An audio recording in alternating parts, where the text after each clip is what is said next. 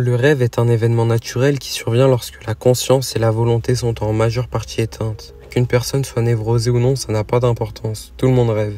Les outils pour analyser et interpréter les rêves dépendent du champ théorique auquel on se réfère. Pour Freud, les rêves ont une façade et possèdent un sens caché. Selon lui, des mécanismes tels que les déplacements et les inversions occulteraient intentionnellement le sens caché du rêve. Jung, lui, ne conçoit pas le rêve de cette façon. Le rêve est ce qu'il doit être, rien de plus, rien de moins. Le rêve ne chercherait ni intentionnellement à nous tromper, ni de ruse pour nous berner. On pourrait dire simplement que le rêve est une constatation impartiale de l'état mental du patient.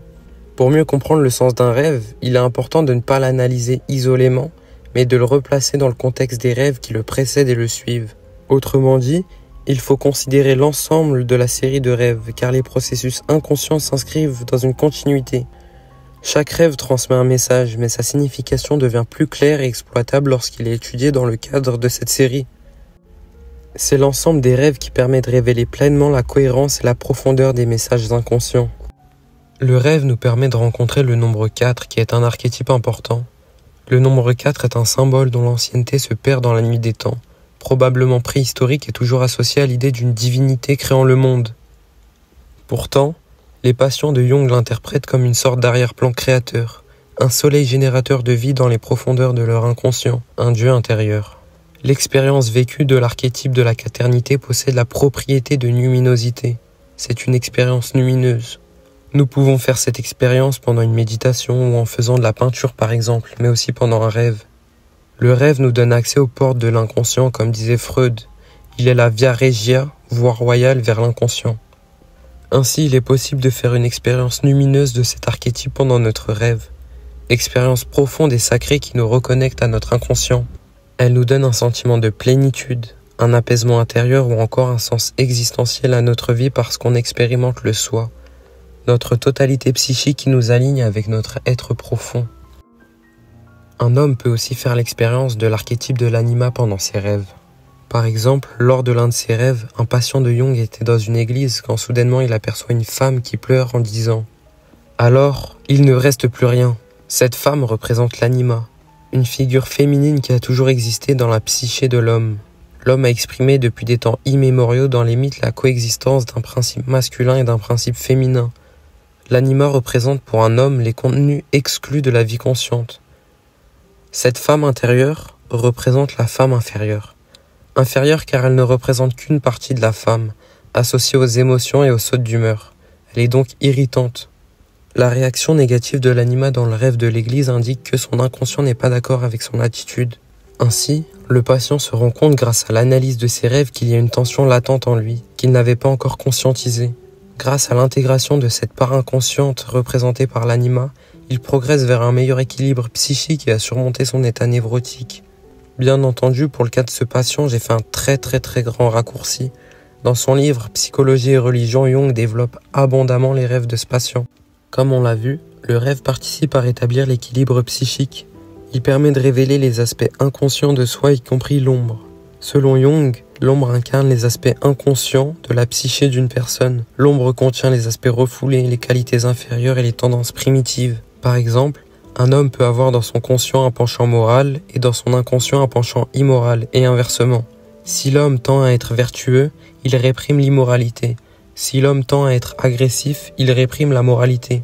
Ce qu'il réprime constitue son ombre et menace son identité consciente. Par exemple, un prêtre aspire à incarner la bonté, il évite l'agressivité, l'orgueil et la malhonnêteté, qui risquent de compromettre l'image consciente qu'il a de lui-même. A l'inverse, un tueur en série réprime sa moralité qui l'empêcherait de continuer ses crimes. Pour autant, ce n'est pas parce que le prêtre et le tueur manifestent une certaine attitude qu'ils sont dépourvus de l'attitude opposée. Les deux possèdent des aspects positifs et négatifs. Et plus une attitude est fortement exprimée consciemment, plus son contraire tend à se renforcer et à se manifester dans l'inconscient. Ainsi, il est important d'éviter d'adopter une attitude trop radicale. En effet, Jung écrit qu'un extrême laisse présager son contraire. C'est ce qu'il appelle la loi psychologique de l'ombre. Plus un sujet met de rigidité en maintenant un certain point de vue, et plus son contraire inconscient sera animé d'agressivité. Il donne un exemple d'un de ses patients, un homme scientifique qui ne jurait et ne jugeait que par son esprit cartésien. L'homme scientifique, en s'enfermant dans une rationalité excessive et en niant ses émotions, était consciemment coupé d'une part essentielle de lui-même. Cette répression des instincts ne les a pas fait disparaître, mais les a accumulés, créant une tension interne qui a conduit à la névrose. La névrose découle souvent de cette désunion existentielle, un écart entre le conscient rationnel et les dimensions plus profondes de l'esprit. Les rêves du patient dans ce contexte ont joué un rôle crucial. Ils sont devenus des signaux de l'inconscient pour alerter sur la nécessité d'une transformation intérieure. Le patient a surmonté sa névrose en réconciliant son conscient et son inconscient, ce qui lui a permis de retrouver un équilibre psychique et vraisemblablement une vie plus épanouie. Nous venons de le voir, le rêve a une fonction compensatrice pour le conscient, car il complète par le biais de l'inconscient la totalité psychique. Les rêves font de légères compensations. Si ces compensations sont constamment ignorées, comme cela était le cas de l'homme scientifique qui ne prêtait pas attention à ses rêves, cela peut entraîner des symptômes névrotiques. En effet, le rejet des contenus inconscients, qui portent des informations essentielles pour équilibrer l'état conscient, peut perturber l'équilibre psychique du sujet. Ainsi, le rêve aide à équilibrer notre état psychique. Ne pas y prêter attention peut nuire à notre santé mentale ou même dans certains cas avoir des conséquences graves comme la mort. Jung avait un patient qui aimait grimper en altitude. Il adorait les sensations fortes. Un jour, il est parti consulter Jung et lui raconta un rêve où il tombait du haut d'une montagne. Jung le prévint et le somma de faire attention. Le patient ne prêta pas attention à ce rêve qui n'était pour lui que fiction. Quelques mois plus tard, l'homme chuta d'une montagne et mourut. Ce patient ne prenait plus en considération le doute et la peur, ce que le rêve a cherché à lui signaler. Mais en ne prenant pas en compte ces informations, ce rêve est devenu prémonitoire. Il est donc important de prendre conscience des messages de notre inconscient, que ce soit par le biais de la méditation introspective, la création artistique, l'imagination active ou encore les rêves. Dans les rêves, il arrive que des personnes entendent une voix. Parfois, cette voix provient souvent d'un personnage plein d'autorité, qui formule une déclaration remplie de bon sens et de vérité. Jung l'appelle la voix de l'inconscient.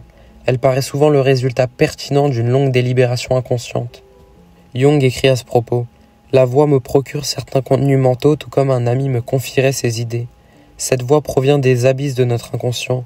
Elle est une manifestation d'une personnalité plus complète dont le moi conscient ne représente qu'une partie. Cette voix viendrait du soi, notre totalité psychique. » Jung appelle également le soi, lorsqu'il entre en interaction avec la conscience, l'ami intérieur de l'âme. Cet autre en nous est un guide, un ami, un conseiller. Il peut apparaître sous l'apparence symbolique du Christ ou sous d'autres formes comme celle de Kidder le verdoyant, personnage énigmatique du Coran comme on l'a déjà vu dans une précédente vidéo. La rencontre ou le dialogue avec cet ami, plus vaste et plus complet que le moi, permet progressivement de le faire naître à l'état de conscience. Ça ne signifie pas pour autant qu'il n'existait pas avant. L'ami intérieur de l'âme préexiste en tant que totalité psychique. Il englobe les parties conscientes et inconscientes de la psyché. Le moi tend naturellement à intégrer l'archétype du soi sans jamais pouvoir l'incarner totalement, car le soi est en nous tout en nous dépassant. Il englobe et dépasse le moi. En posant une question à cet ami intérieur qui représente le soi, on peut entendre sa voix en retour, comme dans une conversation ordinaire. Ce qu'on peut appeler développement d'association, conversation avec soi-même, ou méditation au sens alchimique. L'autre être en nous peut être perçu comme un ami, mais il peut aussi être ignoré par la conscience, en étant considéré comme absurde ou comme un ennemi. Le moi éprouve naturellement des résistances à cet autre, tout simplement parce que cet autre n'est pas lui. Or, le moi voudrait être seul à gouverner dans sa maison, sans admettre un autre. De plus, lors de cette conversation avec notre ami intérieur, on pourrait simplement avoir tendance à se dire qu'il n'y a pas vraiment de dialogue ou de voix intérieure, que ce sont juste nos propres pensées. Ainsi, on peut consciemment se méfier de l'autre en nous, en fermant la possibilité du dialogue. Néanmoins, en admettant son existence et en le prenant en considération, on peut nouer un dialogue où vérité et bon sens se manifestent, comme on l'a vu précédemment sous la forme où Jung l'appelle « la voix », laquelle procure certains contenus mentaux tout comme un ami nous confierait ses idées. Enfin, la voix, l'ami intérieur de l'âme, ou toute figure apparaissant dans le dialogue intérieur ne sont pas le soi lui-même, mais des manifestations symboliques de ce dernier.